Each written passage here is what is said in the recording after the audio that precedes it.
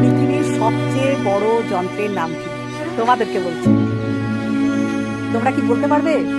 তো দেখো, আজকে এই জায়গাটার নাম হচ্ছে ষড়যন্ত্র পটভূমি। তো চলো দেখো, এটা তোমাকে দেখাই। এখানে বসে ষড়যন্ত্র করা হয়েছিল। মানে এখানে যেটা দেখতে পাচ্ছ, এটা হচ্ছে মতিঝিল পার্ক। এই মতিঝিল থেকে পলাশির যুদ্ধের ষড়যন্ত্র হয়েছিল। তো এটাই হচ্ছে সেই ষড়যন্ত্রের প্রেক্ষাপট। তো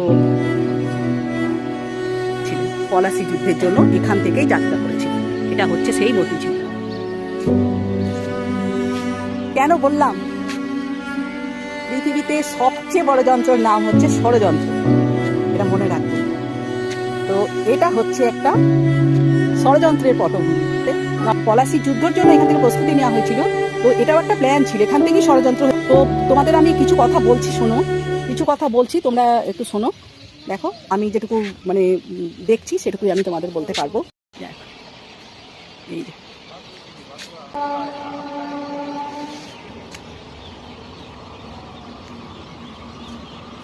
এটা হচ্ছে যুদ্ধক্ষেত্র।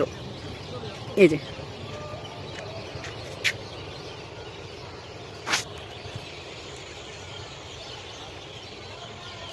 এটা মতিঝিল পার্কের পিছন দিকে দর্শনগুলো তোমরা দেখতে পাবে। মুর্শিদাবাদের খুব কাছেই হচ্ছে এই লালবাগ। তোমাদের বহরমপুরে নামতে হবে, বহরমপুর থেকে নেমে তোমাদের এখানে আসতে হবে। এখানে ঐতিহাসিক ওতপ্রোতভাবে জড়িয়ে আছে ইতিহাসের পাতাতেও এই সিরাজউদ্দৌলার নাম বা আমাদের এই যে মুর্শিদাবাদের নাম জড়িয়ে রয়েছে। নবাবকে ক্ষমতাচ্যুত করতে যারা ষড়যন্ত্র ভূমিকা পালন করেছিল, তো 1 নম্বরে ছিলেন মীর জাফর, ঘাসওয়াটি বেগম, 2 নম্বরে ছিলেন ঘাসওয়াটি বেগম, 3 নম্বরে ছিলেন জগৎ শেঠ, 4 নম্বরে ছিল উইলিয়াম ওয়াটস, 5 নম্বরে ছিলেন লর্ড ক্লাইভ।